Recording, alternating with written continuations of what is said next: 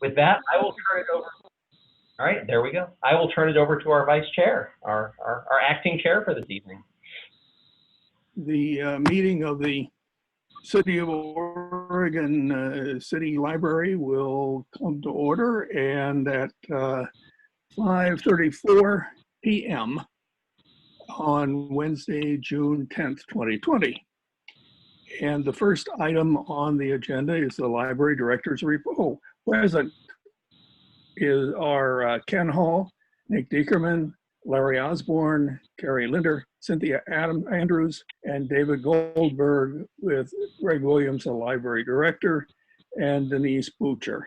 And the first item on the agenda is the director's report. So you want to go ahead, Greg? Okay, thank you very much, Vice Chair Osborne.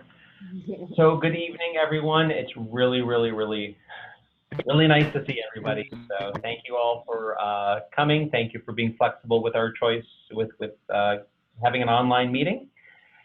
I will start going through the library director's report. It's kind of a long one, so I'm not going to repeat everything verbatim. I'm going to try to hit the highlights for the recording for the benefit of anybody who might view this. After I do that, if there are any questions on any of that, I'm happy to discuss them. And really what I've focused on is just trying to catch everybody up with kind of what's been going on since the library has been closed, what we've been doing to provide services to the community, what our kind of focuses have been during this period. And so we'll go through that. If you have any questions or comments or concerns, we'll discuss them, and then we'll start talking about what the future looks like. I've got a presentation on our no contact pickup, and then we can also have a discussion about kind of the road ahead. So hopefully that sounds like a good agenda for the meeting. So library director's report. So, and some of this information I've sent out over the course of the past couple of months, so forgive me for being repetitious. But when the library closed and we started to get a better idea of what the scope of the COVID-19 pandemic was going to be and the potential duration of it, I gave staff kind of 4 priorities that I thought we needed to focus on while the library was closed. And broadly, those were, number 1, to the extent feasible, provide our core library services in an online or virtual environment. So we've worked very hard to try to replicate as much as we possibly can virtually. As a side note, I do want to, I've said this in emails before, I want to do it publicly. I am incredibly impressed and astounded and so proud of all the efforts that our staff have put into providing services to our community during extraordinarily challenging circumstances. I think they have done an amazing, fantastic job of figuring out innovative ways to keep our library patrons connected, and I wanted to recognize them. They've been outstanding. The second priority we identified was we knew that the COVID-19 pandemic was going to have impacts on everybody in our service area in a wide variety of areas, from employment to economics to just getting basic information out there. And so I told our staff that, whatever we could do with our library background and our skills and our reach and our platforms, that I wanted to identify ways that we could mitigate some of the negative impacts of the pandemic that our service area was going to experience.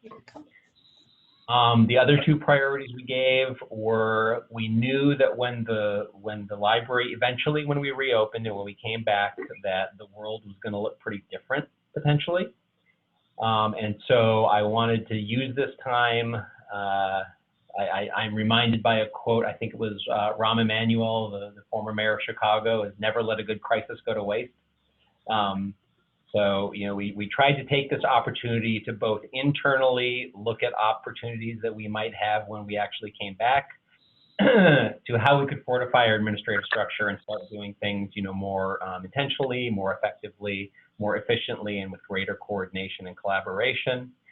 And then also looking externally to what our service area, the population numbers expect from libraries going forward, and to start thinking about what does library service look like in a post-pandemic world. That's a huge topic of discussion amongst the entire profession, and there are no easy answers to any of that. But that was, yeah, I wanted to start our good brain power in the library staff thinking along those lines. So those were kind of the 4 broad priorities that I outlined for staff. And I just wanted to give you kind of an update, kind of an assessment of how we did achieving or addressing those priorities. So for the online services, I won't go through everything we have. If you have specific questions about something we've done, please feel free to ask. But again, the staff really responded and stepped up, trying to figure out ways to provide services online. Whether that was increasing the availability of ebook materials, we had some budgetary conversations, and so we reallocated money that would normally come from some of our selectors' budgets so that we could buy additional countywide ebooks and audiobooks. They were very creative and resourceful in searching out other digital service vendors that we could provide to our community. Some of those are more temporary in nature, and some of those are going to be more permanent resources. We've done lots of great online programs. My personal favorite is our Friday night trivia. If you haven't attended our Friday night trivia, I encourage everybody to attend. And I think I have, how many first place finishes do I have? I think I have 2 first place finishes under my belt. It's rigged. It's rigged. It's rigged, right? No, I don't look at anything. So last week I got beaten by by Barrett, our youth services librarian, and so it was neck and neck at the end. And but if you like trivia, I encourage you to attend that. It's really fun. So lots of great online programs, lots of video content, and a nice side benefit of that video content is we've become much more familiar with producing video content and how to schedule it and how to put it together and learning some different tools. And thinking about just different ways we can provide what we're calling passive programming. So, opportunities for people who are at home to do something with their family, to do an art project, to do a scavenger hunt, something like that. And then to be able to, post with a hashtag and have that interaction with the community. And as we'll talk about in a little bit, we've also worked to extend and improve our reach on social media. I think our staff was already very good at doing that, but in an online environment, that's become just a key communications channel between us and our service area. And so we've done a lot of work to get better at that and to use some analytics around that so we kind of understand what we're doing. And then as we'll talk about a little bit, another big project that we had to move services online was summer reading. So we knew kind of, even as early as about April, we started talking about this and, just knowing the likelihood that we were not going to be back in the building for part or all of the summer, we started working very early to say, how can we move our summer reading program online to make sure that we still provide those opportunities to promote reading, during the summer months. And so we're very pleased. I'm very pleased with what the staff came up with, and we'll talk about that a little later as well. So those are kind of just some examples of the work that we've done to put services online. Before I go on to other priorities, does anybody have any questions about any of those? Or Greg, has the demand for online services spiked? I mean, are we seeing a lot of people using online services? Yes. So it's, in some cases, we can actually measure demand. So Carrie won't be able to see this. Well, I'll verbally tell them so everybody can hear. I pulled some ebook stats, and I do apologize that I didn't have a full statistical report ready for this month. We've been and I've been running we've been very, very busy. So next month we'll have a full statistical report. But as an example, I pulled the stats for ebook usage over the past couple of months, and I'm looking at other screens, so I apologize if it looks like I'm not paying attention to anybody. So using January as a baseline for ebook and audiobook checkouts, both from our Library to Go platform and our Cloud Library platform, link-wide between January and the end of May, there was a 36% increase in usage, and for Oregon City patrons, it's a 38% increase in usage. Right. So yes, so having those electronic resources available, people are using them. Right. Within the county, every library that could reallocated some funds to bulk up our cloud library collection. And we did that with a combination of, I don't want to get too much into the details, but when you buy, when libraries buy e-content, there are a couple of different licensing models one can choose.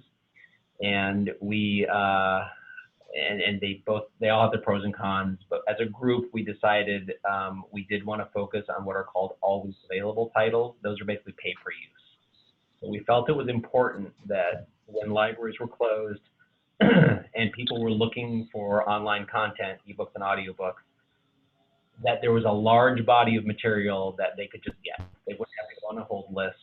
It might not be the most, it might not be the top bestseller, the current bestseller, but there was a large body of material that they would easily be able to get access to. It's more expensive, and the first month we did it, we basically didn't put any limits on it at all. We said, whatever anybody wants, you go get. We quickly found that was going to exceed our budgets for the for a little bit. So we tweaked it, and we decided rather than limiting the number of titles, rather than limiting people to a certain number of titles a month, which is always confusing, cloud library vendor lets you pick price points. So the hot new titles is going to cost you $15 per use, $13 or $14 per use. But you can tell them, the titles that we want to make available, we want to limit those to titles that are, $6 per use and below.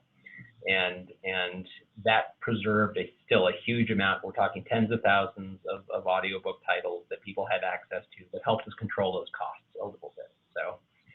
So that was, but yeah, people are finding them. We're continuing to promote those resources, and silver lining in every crisis, I think, has driven a lot of people to use electronic resources. For usage for things like videos and online programming, we really don't have a baseline, to compare how people are reacting to that content now as to previously, because we weren't really doing it previously. I can tell you that not our YouTube viewers, but the people who actually actively subscribe to our YouTube channel has gone up. It was in the low teens or 20s, at the beginning or the end of March, and now it's up to, I think, 80, somewhere between 80 and 85, which, still a ways to go, but that's a several thousand% increase. Our online programs were, some of the videos, it's hard to measure, when do you do that measurement? So you post a video. It's not like an in-person program where people are all coming at the same time and they're all going to be there, and number of people show up. Video, we kind of had to figure out, we want to let it age a little bit. We want to make sure it has some time to get out there and get spread. So we've settled on kind of a 2-week measurement period. So from now on, when we're doing stats for videos, we'll post it, leave it for 2 weeks. After 2 weeks, we go and take a look at it, and that's where we record, kind of the view stats, and that's going to become our official stat. A lot of those videos will stay available, in perpetuity going forward, and so the view count may go up, but we had to pick some arbitrary point to measure. So, and on some of those, yep. Sorry to interrupt. I thought you were through. With YouTube, have we sent out the fact that we have a YouTube channel and that people can subscribe to it, and that they would get a notice every time something new would go into our YouTube channel? I haven't seen anything like that, but I'm not saying I may have missed it. I will ask Aaron. I don't know if we've put that in the in a newsletter. I think we've put it online. We have also started. We had a discussion about this a couple of weeks ago, and I will be honest, I haven't had time to watch a video since then. But I did tell them that I want, on many videos you see, a title card at the beginning or the end, usually the beginning. It will say, hey, like this, please subscribe to our YouTube channel, and it will have a little arrow pointing. So we have started to include that in our video. Okay. With kids videos, it's a little harder to do because YouTube kind of restricts what you can do with kids videos, so we have to do it in a little different manner. But yeah, we are trying to drive people to become subscribers to our YouTube channel. Okay, great. Thanks. And then just for some sample, view counts, I just pulled a couple of sample view counts for some of these videos. So just to give you an idea of what we're seeing here. And as with every program, some of this is a bit of alchemy. You never know what's going to stick, and what's gonna really capture the imagination. Our Wizard of Oz read along was pretty popular. So we had staff members each read a chapter of the Wizard of Oz and record that as a video. So chapter 1 had 133 views in 2 weeks. Chapters 2, 3, and 4, it was averaging in the 50s and the 60s. Our story times for 2 weeks are averaging 40s, 50s, and 60s. To begin with, there's been a little drop off recently, I think, as people get used to them, but we had some very good numbers when we did a short series of learning American Sign Language. So the first installment of that, which was all about going to the library, had 126 views in 2 weeks. So I'll have some more formal stats to share with you at the next meeting, but I think people are finding the content, they're appreciating it, they're enjoying it, and we're able to keep that connection with our community, which is great. Any other questions about our online efforts?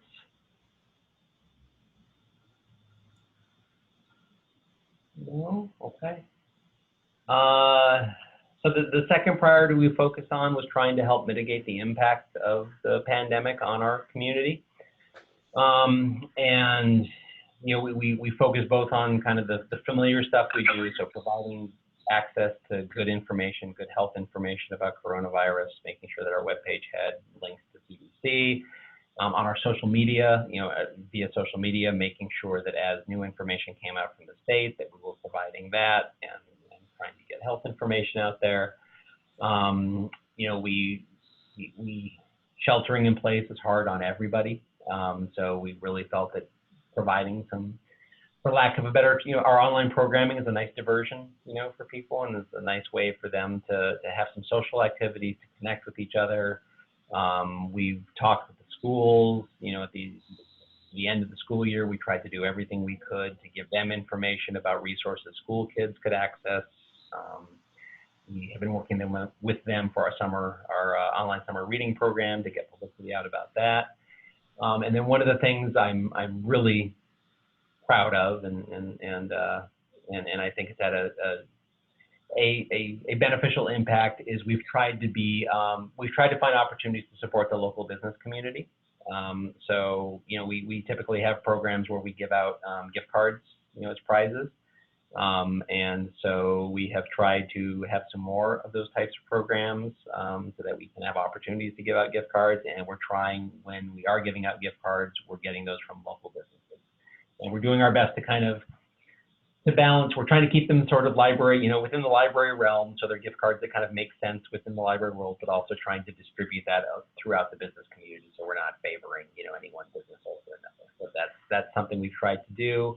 I also instructed staff that as they're buying materials for the collection, especially things like our Library of Things collection, puzzles and games, let's find local businesses who we can shop at, and so we're still getting the materials that we would normally buy anyway, but it's just a way that we can help support the local business community.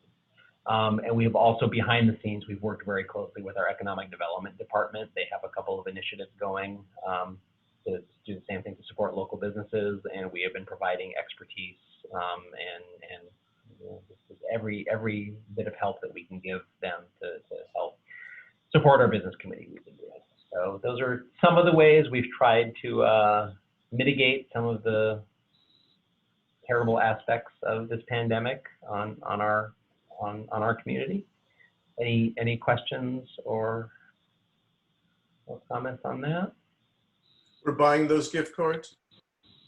Yes. So we buy them and we Denise knows I'm a stickler for this, so I make sure that we have plenty of backup documentation so that any auditor who comes by is going to be able to see exactly what we bought, exactly who it went to. Good.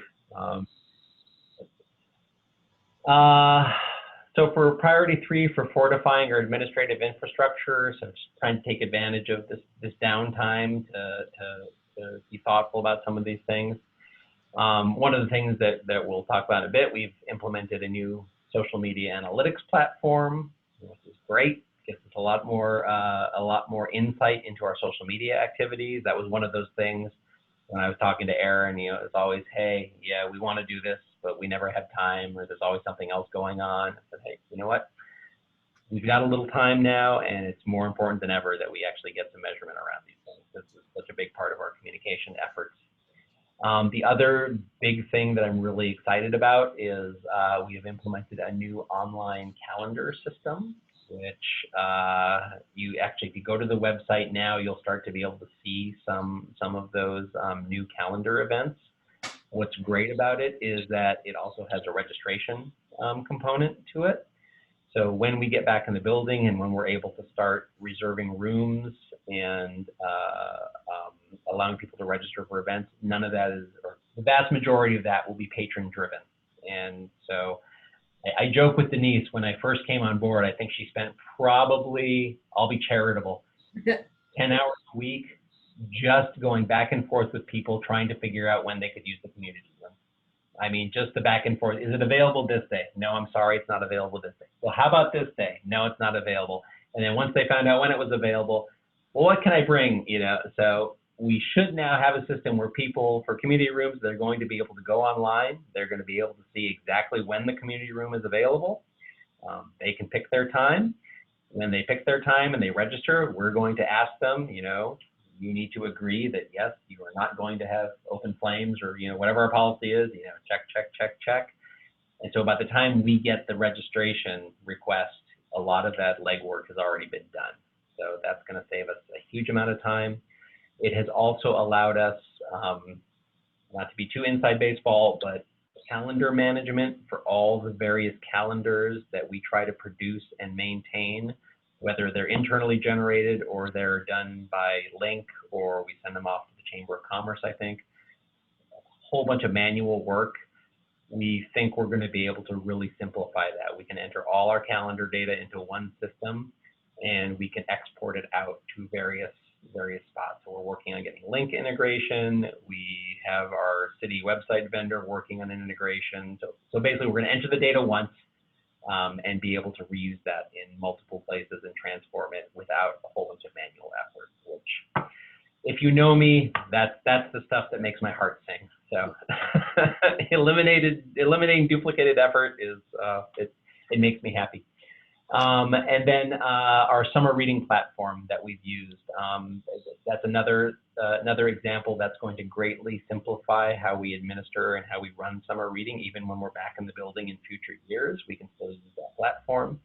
It's also going to help us coordinate our community reads program and provide some other options for doing some programming around that. So those are just a couple examples. Oh, and then we are also taking the opportunity. Denise, we blew up the schedule. You know, we blew up our desk schedule and our circulation schedule, and we decided, you know what, this is. Before this all happened, Denise and I would wistfully say, if only we would have an opportunity, if we could close for a couple of days and just redo the schedule from scratch so that it was more efficient and more easy to maintain. And Got it. so I guess the pandemic was probably our fault. You know, Yeah. so we put out to the universe that we needed a couple of days, and the universe obliged. But we're taking this opportunity to try to do our scheduling in a much more efficient, easy to manage way. And so far, it's worked out well. Staff have been very receptive to it, and I think it'll save a lot of effort to plug schedule holes and to just be a little more rational. So those are kind of some of the things that we've been doing to try to improve our internal efficiencies. Any questions or feedback or comments? No? Okay. And then finally, preparing for a future in which library service potentially looks really different. As I mentioned before, we've gathered some expertise in producing online content. We plan to keep doing that going forward. We're very pleased with having that in our toolkits as a way to reach people. We have gained valuable experience on doing books by mail. So one of the things we did while we were closed is we mailed out over 500 items that we had sitting on the hold shelf. And I think we planned it pretty well, and we got through it in about a day and a half. And it was a lot easier than we anticipated it was going to be. And so we're already going, we already know we're going to be continuing to do that for some of our more vulnerable populations. We are already, we are going to be mailing some craft kits out to people to give them something to do while they're at home. And we'll talk about it a little bit. It's also going to play a part in how we distribute summer reading books. So, but it's great to get that expertise under our belt. And it also speaks to one of our big strategic plan goals, which is to implement a books by mail program for our at-home population. And it seems a lot more doable now. You know, we kind of know how it's all going to work, and we're really looking forward to implementing that. So, and then just generally, we've been thinking a lot about what the building looks like, what services look like. Just as one example, and heard me go off on this at our friends meeting. We're almost every aspect of our operations. We gotta think to ourselves, what does this look like, you know, going forward, knowing what we know now about COVID, and be more cognizant of the types of potential pandemics out there, and how we do a better job of protecting the health of our community, and making sure that if something like this happens again, that we've taken every opportunity we can to kind of minimize and mitigate the impact of it. I can tell you, nobody wants to go through this again. Nobody wants to close the library for months again. So even something as simple as public computer placement. So if you've been in the library, you know that our public computers are currently, we've got 3 to a pod, and you've got 3 people facing each other, you know, with breathing on each other.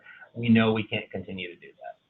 That's just not that's not going to be a viable option going forward. So we're thinking about how we can offer other opportunities for using computers, and how we kind of restructure that space so that we can have people in the building, and we can do it in a manner that's as safe as possible and reduces the loss of the So we've had lots of discussions about that. Every library in the world and across the country is struggling with all of this. So any ideas or thoughts that anybody has at any point would be more than welcome, because you know, some of these are going to be fundamental changes, and we want to make sure that we do it intelligently, and that we do so with input from our community members. And I'd be very happy to have your feedback. Doesn't necessarily have to be right this minute, but anytime you have thoughts about, you know, what library services look like and how we do a better job of that in this post-COVID world, I'm happy to have that feedback. So that's kind of what we've been up to for the last 3 monmonths. That's it. As we can, Denise and I have been trying to sleep every so often, but it's been a challenge. But that's kind of where our focus has been. So I'm happy to answer any questions or take any feedback. Well, what a way to start your leadership role with the library. It's incredible, and I appreciate all the effort that you've made, all of you have made during this time. But Greg, it's really hard to have stepped into that role when all this just collapsed on you. And so I appreciate all the effort you guys have made and how hard it's been. Well, thank you very much. I really appreciate that, and I gotta say, I mean, the saving grace, if you will, it has been our staff.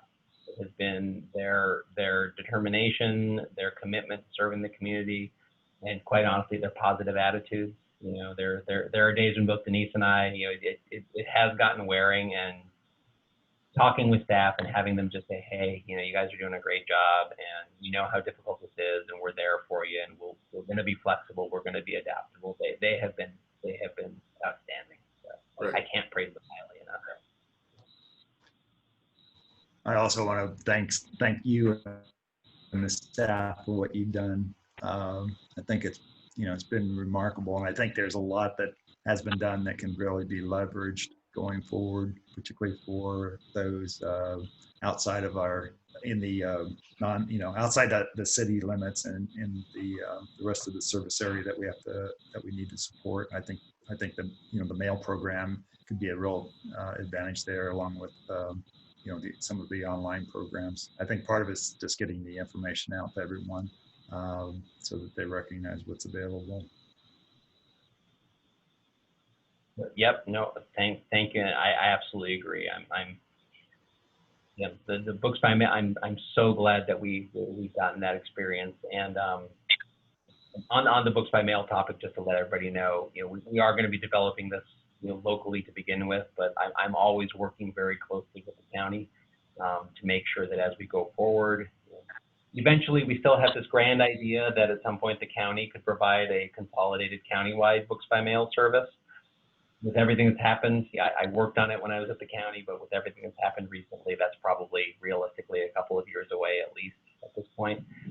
But we are trying to be very intentional with how we do things so that if the county is ever in a position where they could provide that service, that we're not doing something that's so outside of what they want to do that it would be hard to kind of fold our local service into a countywide service. So we're going to be as intentional as we can doing that. But yeah, it's a great opportunity to send some services to people who can't get to the building. I'm very impressed with that you and your staff are looking at not only the problems of actually trying to operate and function right now and what's ahead of us, but new ways of thinking about what a library is in a community. Because I think you're right. I hope we have a post-COVID world. I'm not quite sure we will yet, but so I'm very encouraged. It's exciting. Oh, good. Thank you. I mean, it's tough and it's scary. We've been walking around. I specifically remember we were Denise and I think Barrett was here just to pick something up, and we were in the kids area, and we started talking about something as simple as the blocks, the Lego blocks that we have in there, and we were talking about guidance that came out from the state, and we said, you know what, there's libraries are probably not going to have Lego blocks for kids, anytime in the future. There's just a concept, and I teared up a little bit. It was like, oh, that's kind of, we've all grown up with libraries, and that's been a part of the library experience. So yeah, it's going to change, and some of those changes are going to be challenging and fundamental. So again, any feedback we get would be great. The other thing I did want to mention about the staff, I'm also I want to make sure everybody knows the city was incredibly supportive during this time, helping us to find opportunities to keep particularly our on-call staff engaged and employed. So we were able to continue paying our on-call staff, and they worked on a number of projects, citywide projects. So we joke that we now have tendrils. The library has tendrils in every city department. But things like helping to coordinate the city's personal protective equipment stockpile and make sure that we know what we have and doing some ordering. We had a large number of our staff work on typing up minutes for various advisory bodies, city advisory bodies that had not been done for years and years and years.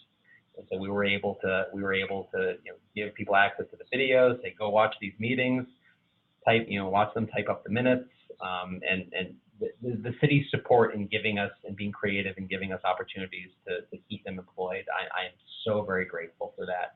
And I wanted you to know, because I think the city deserves a lot of recognition for helping us to do that. Not, in a situation like this, any economic pain that we can help avoid, even for a couple of people, there's in my opinion, there's no need to add to the woes out there. So we're able to keep people busy, working, and productive, and I'm really grateful for the city. Great. All right.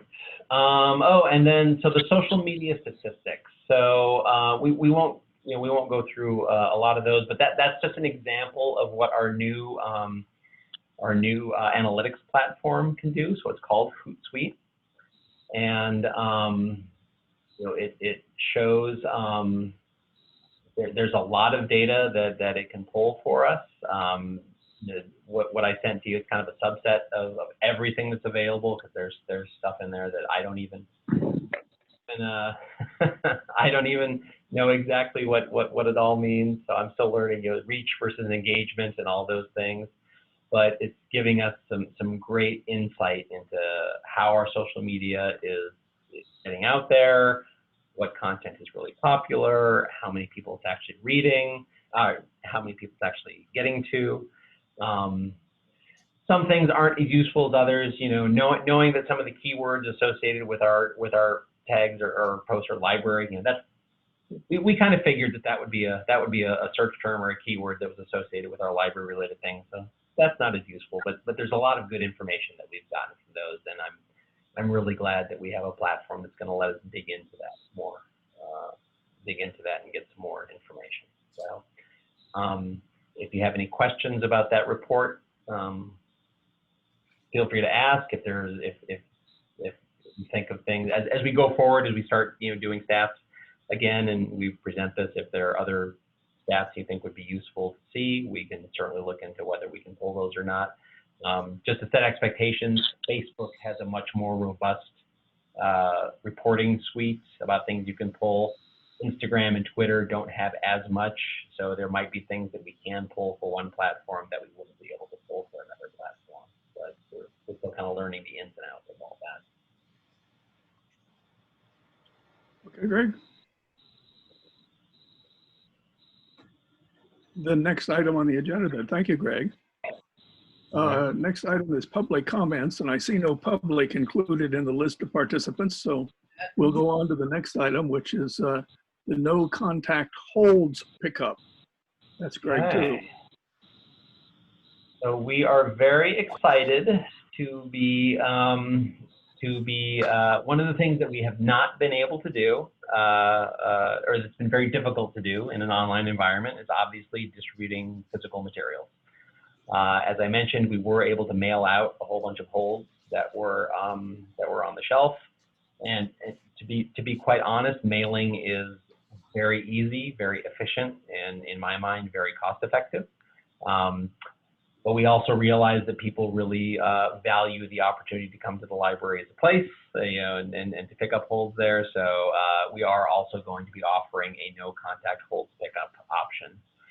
So I'm happy to say that this timeline that we gave you, we've hit all our deadlines. So the last week we started the process of scheduling to bring back our on-call circulation staff. The city got to a point where they said, yes, you can start bringing staff back into the building. So we implemented, as I mentioned, we've been doing some scheduling changes. We've implemented as much as we can an A/B shift, so that, God forbid, if somebody does test positive or has a run-in with somebody who has COVID, and we have to isolate a certain number of our team, we've got a B shift that in a pinch we can pull people from and try to replace those hours. Several other city departments have done the same thing. So just trying to act out of abundance of caution. We're also implementing longer shifts just to minimize the number of staff who are in and out of the building all day. If you can have one person in for 8 hours, that's less contact than if you have 2 people in for 4 hours. So we're trying to do that. So we got that schedule set up. This week we brought staff back into the building, and they have started working on processing the backlogged materials that we just kind of had to leave when we closed the building, and that had accumulated since then. We had about 50 crates, Denise, right? I think. Yeah. 50 crates of materials to work through. And we also took the time to start developing our publicity and information regarding the service. Next week, we will be releasing information to the public about our no contact pickup. We're going to start it on June 22nd. It's going to be online, primarily online and appointment based. So you'll be able to go online and the process will be, you'll put something on hold. Once we have it, you will get an email, just like you normally do for a hold, but the email is now going to say, if you would like to pick up this item before we reopen, please visit this link to get some information about our online pickup service or about our in-person pickup service and to make a reservation. They will go to that web link, list some information. They will pick an appointment time. We will be able to pull all those on a daily basis, see who's got an appointment. We'll look up what materials they have ready to be picked up. We'll pull those off the shelf, check them out to the patron, put them in a paper bag, put them on a table outside the library, and leave them there for 15 minutes and let the person come and pick them up. I know when we first launch it, I'm sure that demand is going to exceed the amount of slots that we have currently scheduled. I just want to let you all know that we did that deliberately, where we want to get a couple of weeks of trying this out and make sure that it's working the way we want it to. As soon as we possibly can, we've got some ideas on how we can safely increase the number of people that we can accommodate during any particular day, and we'll be working to make that happen. But when we first roll it out, we're going to be very deliberate and say we're going to do it from 11 to 3, pick things up and go from there, just to see how it works. We don't anticipate any problems, but I'd rather. We do have to fix problems. We'll fix them with a smaller scale rollout. During that same time, we are going to be pulling. All the libraries have agreed that we'll start distributing materials amongst each other, which is great. So people will be able to get holds filled from collections in other libraries. We will be sending our materials out to other libraries. We're going to communicate with people that's still going to be slower. Every item that comes into the building, we will be quarantining. And we can talk a little bit about quarantine periods in just a bit, but currently we're going to be quarantining things for 72 hours. That's the best guidance that we have.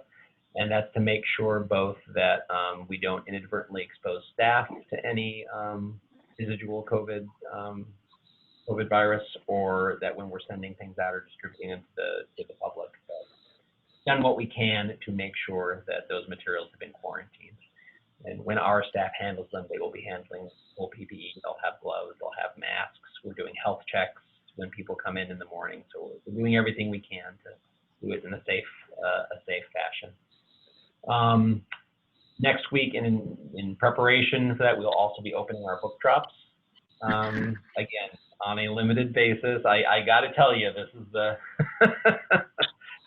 this is what's causing me the most angst of anything. We've got about 20,000 items checked out so that our patrons have. Most of them are currently due July 15th. When we had first closed and we weren't quite sure how long this was all going to last, the libraries had said, oh, you know what, we'll extend 2 days and we'll wait till we're all back in our buildings to have those materials come back so we can handle them easily. And as it's gone longer, that has become less and less desirable. People are waiting. There are some people who I've got the DVD checked out that somebody's been waiting for 3 months for, and so we're trying to figure out a way to start encouraging some of those materials to come back so we can start distributing them.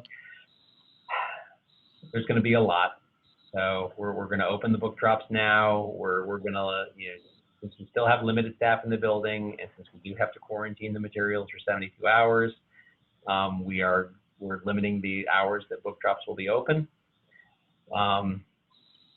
As we're able to expand those hours, we will.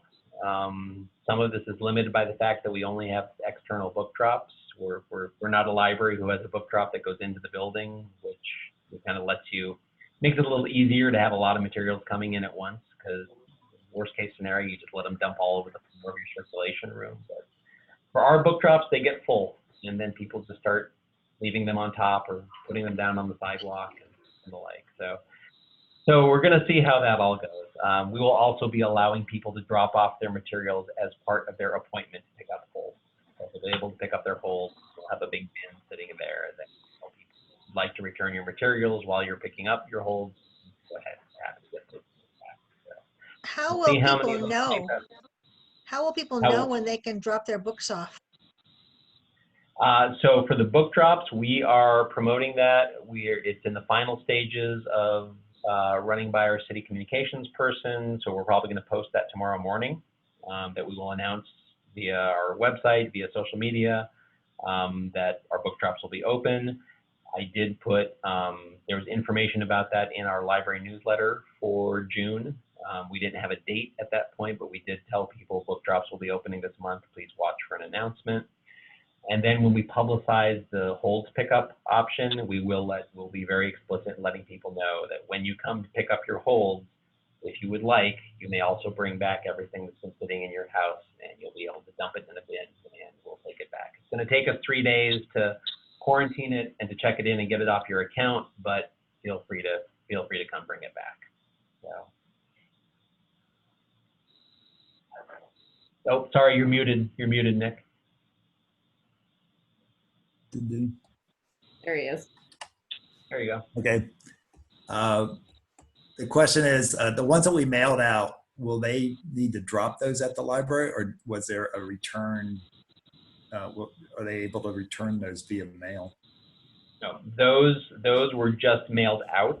Okay. To get the when we start doing a true books by mail program that we're targeting homebound and vulnerable populations, we are in the process of looking into. You have to go to the post office and sign up for an account for a postage paid account, and at that point, yes, we will be able to include.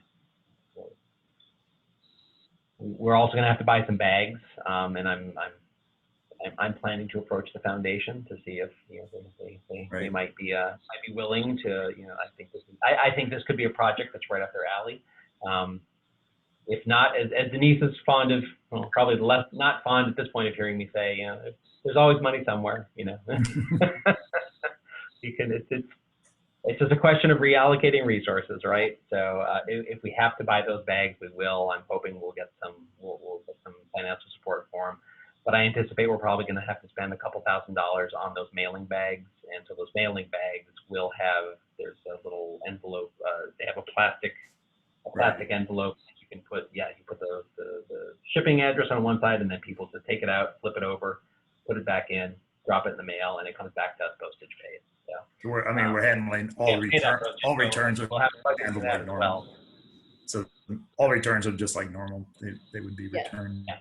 Okay. So of the ones that we sent out, yes. And the idea behind that was just, hey, we know you've been waiting for this. Right. We know you've been waiting for this for months, and we did reach out to everybody that was on our list to ask them, do you still want this item? Because we didn't want to spend money to send something that people no longer wanted. So we got a good response rate from that. We were able to cancel 40 or 50 people's holds, I think. We also learned, anecdotal, or as a byproduct of this, we also asked people to verify their mailing address that we had on file, and which was very good that we did that, because I think we had about 15% in that sample size. We had about 15% of people who told us, no, we have to update our mailing address. So that's something I'm bringing back to the link office and saying, hey, I think it would be really useful to institute a process where annually we do something to try to have people verify their information. Because now we know, what's the worst if they don't have a good mailing address? Well, in pandemic times, you really rely on having a good mailing address for people. So. Great. Any other questions? Okay. Next agendum is the new summer reading program. Greg? So summer reading, and I'll be brief on this. I know I'm talking a lot. I gave everybody the press release that we put out. So we are using an online summer reading tool, a platform called Beanstack. What Beanstack allows you to do is it allows you to log in, to register. It's a pretty quick registration process. Parents can register for their kids. And you can have different program tracks for kids, adults, and teens, which we've set up. and you have challenges as you go along. And so I believe for the adults, we kept it very simple. It's just every time you read a book, you log it in, and that's you've read one book, and you get an entry into the prize drawing. For every time you read a book. For kids, we have specific challenges, and I believe it's things like read a book that has a ship in it, or read a book that is related to this. We tried to make them fun. We tried to make them easily doable, and we made sure that everybody, at the end of the program, everybody has the opportunity to get the same number of prize drawing entries, into there. So they'll complete their challenges. There's a cool app that they can go on and track their progress. When we're ready to do the drawings, it does it automatically. We just apparently go into the admin interface and say, okay, I'm ready to draw a prize winner, and so it'll do it for us automatically. We've got those prize baskets set up, and it's the feedback we've gotten from our adult services team and our youth services team is they really like the platform. It's been very easy to set up. The vendor is very thoughtful. They really kind of help you. They do this a lot, and so they can alert you to some pitfalls or some things. Maybe you want to think about doing this slightly differently. So they've been great. And a lot of this, we were trying to replicate some of this functionality with homegrown solutions, like coming up with a Google Doc that we could do prize drawings or do registrations with. That's a lot of work, and it never works exactly the way you want it. So I'm a big believer in if you find a vendor who has a platform, they put a lot of effort into polishing it up and making it do what you want. That's the most efficient use of the resources to get that to them. So yeah, we're really excited about that. We are complementing that with more online activities. All of the concerts that we had scheduled, we contacted all the vendors, all the performers for those concerts, and asked them, can you do something online? Can you shift your performance online? And I think most of them were able to do that, Denise, is that correct? 8 out of 10 were able to. 8 out of 10. So we still have a full series of concerts and programs for summer reading. It will be online. We're doing the same types of, we're doing more programming, online programming. We're having fairy tale. We just started it. We have our staff is reading old fairy tales and folklore, sharing those. We're complementing that with some other professionally recorded material. And the thing that made us the happiest is, again, developing some of our mailing expertise, and now that we know that mailing isn't as hard as we thought it was going to be, we bought all our summer reading books, and they're sitting down in the basement, and we wanted to do something with them. Those books don't belong in a basement. They don't. The intent is not to save them for next year.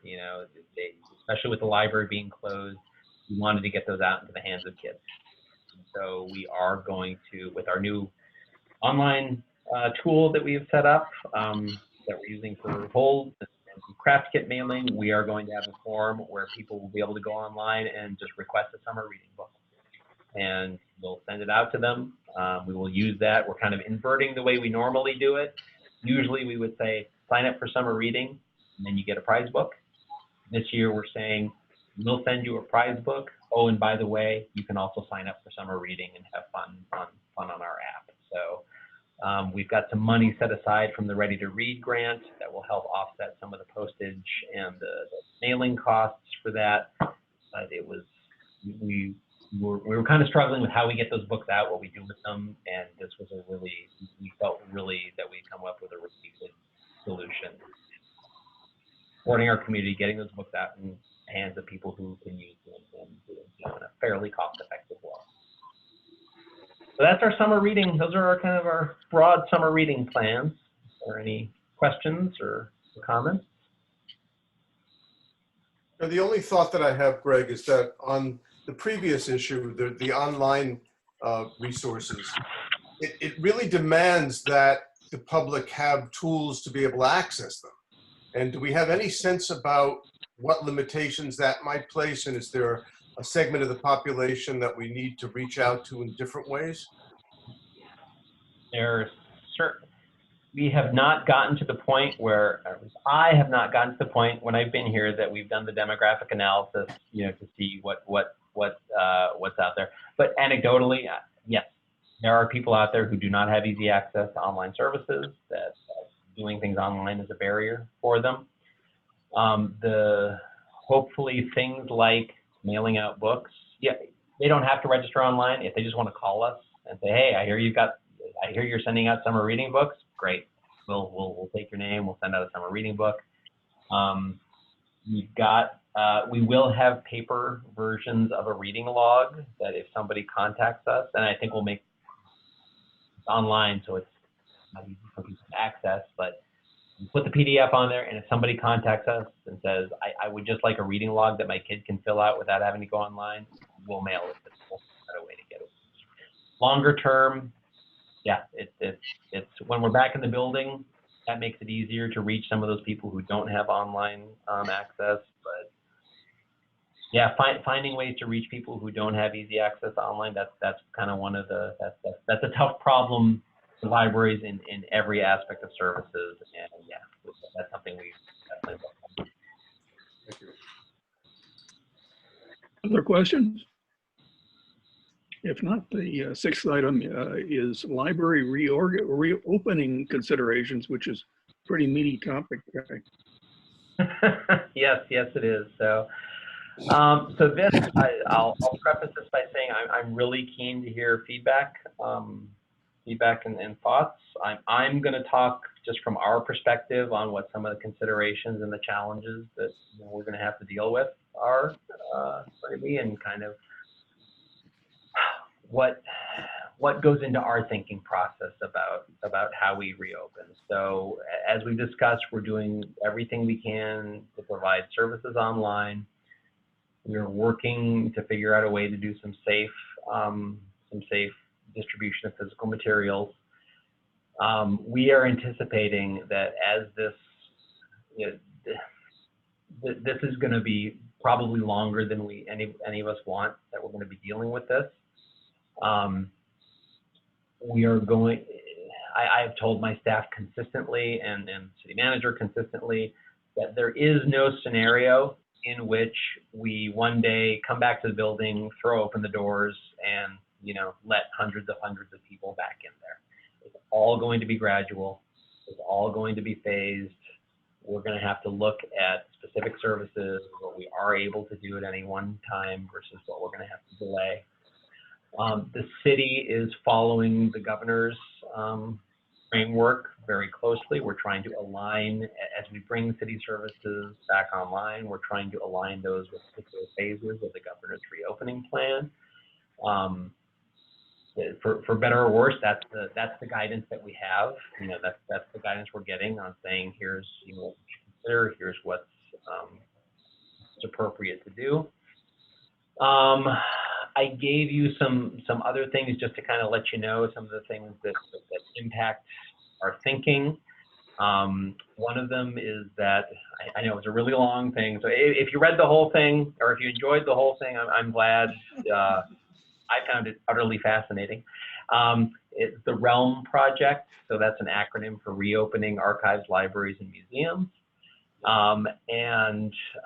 What that project is intended to do is to give libraries, archives, and museums a lot of information that can help guide their reopening process. In the very short term, the one thing that I'm really keen on getting from them is some more definitive information on how long COVID lives on library materials. So there have been some studies that have come out. That was the literature review I sent you. A lot of those studies, they're not library specific. You read the literature review, some of them are not peer reviewed, some of them are for different viruses. We know that this study is happening. We know that they anticipate having results in mid-June, is what they keep saying. And I am of the type that if I know somebody is doing this work and is going to give me an answer, a fairly definitive answer on what's safe to do with your books, your DVDs, your things, I'm very keen on having that information. So when we all started this, a couple of months ago, we knew this was sort of in the works. We didn't know when it was going to happen. Now we have some certainty that it's going to be happening mid-June. So that to me, that's kind of a key piece of data. Currently, we do have guidance from it's the Northeast documents. That's what it is. It's another professional organization who has done something similar and said 72 hours, is probably pretty good. I sent you the State Library of Oregon's review of, kind of condensed version of what's in that literature review. It just basically says, yeah, there's a lot of different, people are doing a lot of different things these days, and it's useful to have good information. So that's one thing. And if, that potentially that data could come back. I anticipate it's going to come back and say something along the lines of 48 hours or 72 hours is pretty good. As with everything with COVID, there are, we learn a lot of different things. So there's part in the back of my mind is thinking, man, what if they come back and say it's 10 days? If they come back and say you better wait 2 weeks. So we're going to have to take that information and figure out what we do. We're going to have to, the other big thing is physical distancing. I mean, that's the key. I mean, right now, without a vaccine, without as sophisticated contact tracing and testing as we would like to see within the state, physical distancing is the best option we have for slowing and preventing transmission. And as I mentioned earlier, in a library context, that's very difficult.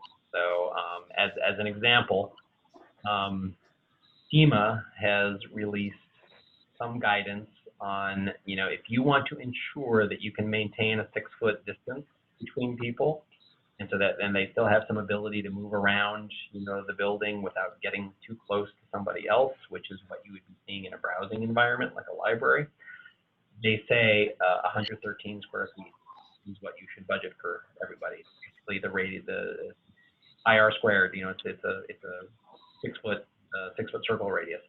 And so if we take that, our community room, you allocate and you say, all right, I need to have 113 square feet for everybody who's in that community room. We can fit 8 in the community. That's a challenge. When we look at how we're going to do the computers in the Carnegie, the way we're thinking of doing it is clearing out some space in the Carnegie, taping off, sections for people to sit and work on laptops or fixed stations we have there. Again, we might be looking at 6 to 8 people at any one time with maintaining physical distance guidelines. So those are kind of some of the things that we're really thinking about and trying to work through. How do we let people back in the building safely? How do we adhere to that guidance we're getting? And how do we change our services? So that's kind of what we're thinking about. That's what makes it difficult, and that's why when people ask, hey, when are you opening the library? I don't have a great answer at this point. Other than we're going to take a very phased approach as we can safely bring people back in and set up ways that we can bring some services back online. That's how we plan to approach it. So with that, that's kind of where our thinking is. And so I'd be happy to have a discussion, or answer questions, or get ideas, because this is all tough stuff. I mean, I think Denise and I have walked around the building countless times, shaking our head, going, "Oh man." We've decided if you were building a library from scratch, if we started our building project today, knowing what we knew, knowing what we know now, this building would look a lot different than what it looks like now. How about wearing masks versus the physical distancing requirements? I mean, is that being studied, or is that a different consideration? So yes, so masks. So the city of Oregon City currently is not going to require any members of the public to wear masks to come into a city facility. Okay. We can require our staff. Right. So I have told staff that our official city policy is in staff areas. If you cannot maintain If you can maintain 6 feet of distance consistently, you do not have to wear a mask. In cases where you cannot maintain 6 feet distances, you are required to wear a mask. I am requiring my staff that at whatever point we do reopen, if staff are in the public areas, they will be wearing masks. So there's no way to make that a requirement in the library versus the other city buildings. I mean, I just think I know the challenge with social distancing, and I know that that it's really difficult if you don't take mask into consideration. I mean, So I will check with our city attorney what we have heard from the state, and what we have heard from other municipalities is that legally there may not be a basis to do so. And also at this point, the city policy is we will not require masks for I understand. coming. I understand. I just Now we will. after being out a little bit, like I mentioned earlier, I got my haircut. That was, but what they were doing was they couldn't do physical distancing, but they were requiring everybody to wear a mask, and they were doing, taking temperatures and doing some other things that I guess substituted for the physical distancing requirements in effect.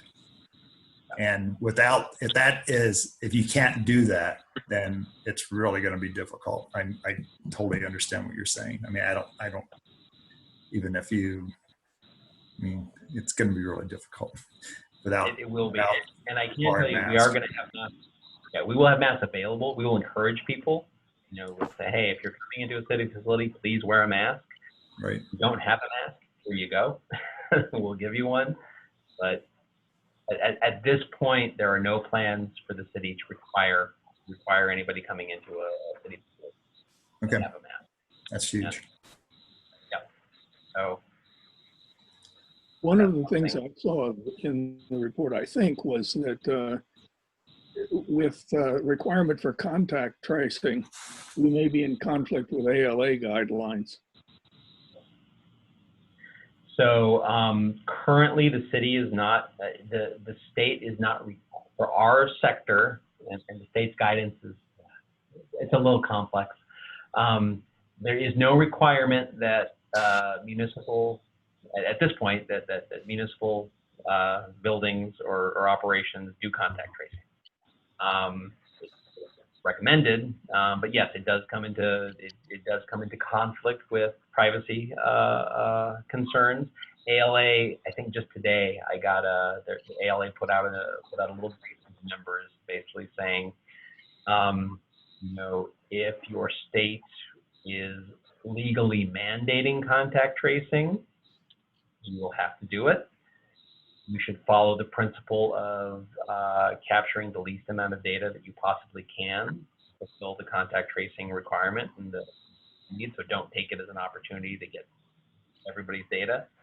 And generally, they're saying if you don't have to do it, don't do it. For me personally, I think that's really tough, because I firmly believe in privacy and those as a core tenet of our profession. And I also see that as a government, city employee, we have a responsibility to help ensure the public health. That's a tough one. We will not be required to do contact tracing, so I don't anticipate we're going to be doing that at the library. Good. Other questions, comments? If not, let's move on to communications. Ken, do you have anything that happened? Yeah, it's at the Friends Board meeting. Can you hear me? Yep. Yep. Okay. When my picture is on there, you guys break up so bad. You're breaking up. I can't understand. Okay, I understand that. I've been going through that with what I've been hearing. Friends will 17th. I think we may have to defer your report till next month. You are breaking up very badly. Okay, Ken? Apparently it's okay. Well, Greg, I can give, I was at the same Friends meeting that Ken was at, so I can give a brief, a real quick update on the Friends, if that's okay with the group, and I don't think Ken will mind. Absolutely. Go ahead. Okay. They are planning to reopen the bookstore on a very limited basis on June 17th. It will be open Wednesday, Thursday, and Friday from 10 to 2. They will be, Denise, correct me if I'm wrong, they will be requiring masks. I think they said they will be requiring people to wear masks. They are going to be instituting some new things to encourage appointment-based appointment-based pickup. So they'll let people email, say, I'm looking for these books. They'll say, yep, we have them. Here's how much it's going to cost. We'll pack them up for you and have them waiting for you. They have some volunteers who are concerned about being working in the store. So they're down staff-wise. They have people who are concerned about their health. I think they lost 2 of their management team, but gained a new person back. And financially, at the moment they're doing okay. They've got some reserves built up. They've been saving a lot on energy costs. The heating bill has gone down from $400 to about $20 or $50. So, but they're in an okay position at this point. The longer any of this goes on, they'll reconsider. But I think they're doing okay at this point. So I think those were the big highlights. Did I miss anything substantively? Okay, it's a good thing they stopped heating the building. Cynthia, anything from Foundation? We have not met, but we're having some discussion about meeting via Zoom, just like this. But we have a little brief report. There's has been a drop-off of activity, which is to be expected. But the application to participate in the Dolly Parton Imagination Library project is now on the website. So we may see a little uptick as a result of it being more accessible to people. So in May, we mailed, Dolly Parton mailed books to 167 children, which is 73% of our target, 66% of our target, I'm sorry, for the month. And in April, it was 170 kids.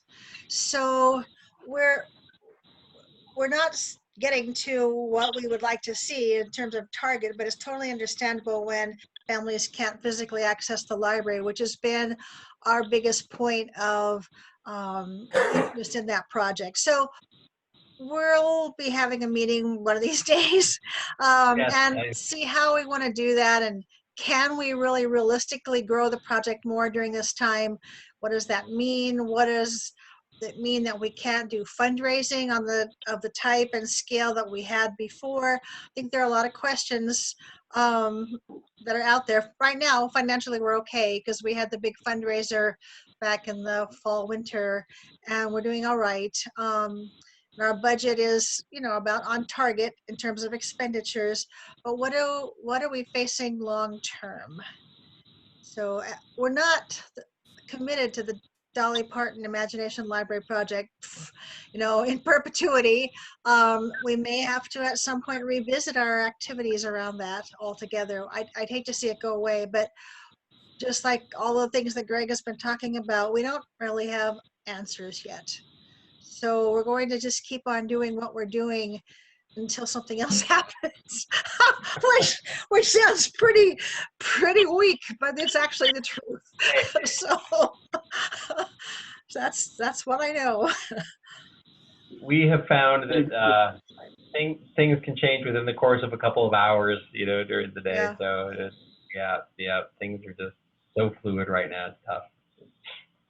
Yeah, it is very fluid, and we need to have a meeting because we're having outgoing costs without a perspective of income, because of our fundraising that we've traditionally done has been limited. So that's a topic we need to have a discussion about.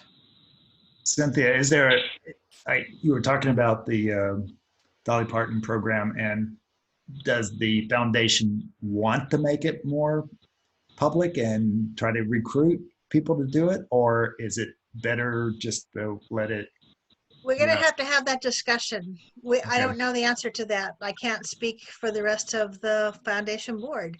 I mean, if they want to do it, then, I mean, I have some ideas that might be helpful. Yes, and thank you, Nick. We would, we'll be asking for everyone's ideas if we continue to want to grow the project. Right. So, I mean, it sounded pretty uncertain in terms from a marketing standpoint and that type of thing. yeah, I think we have to look at what can we physically do, with the, dispersed board like we have now. What can we do with the library still being closed? Right. I think there's a lot of questions that we're having that we haven't been able to answer yet. So Right. thank you, Nick. Though, if you have ideas, we'll be hearing from you if we want them and need them. So, Okay, sounds good. And they sound like the same questions every organization has at this I think point. so. That's right. Yeah. The final item is future agenda items. Are there any future agenda items? Okay, if not, then if there are nothing else for the good of the order, the meeting is adjourned at 6:50 p.m. Great. Thank you, All right. everybody. Thank you, everyone. Thank you. Thank you, Bye. everyone.